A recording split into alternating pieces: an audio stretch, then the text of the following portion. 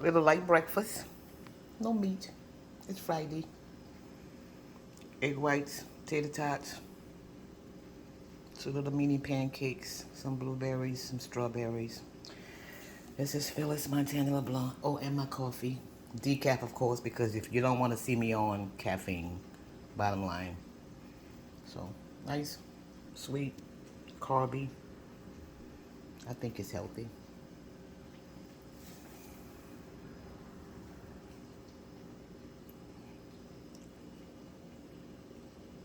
I love egg whites.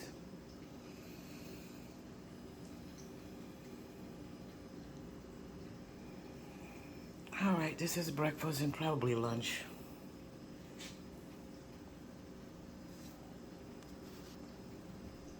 Okay. Have a good morning. Bye-bye.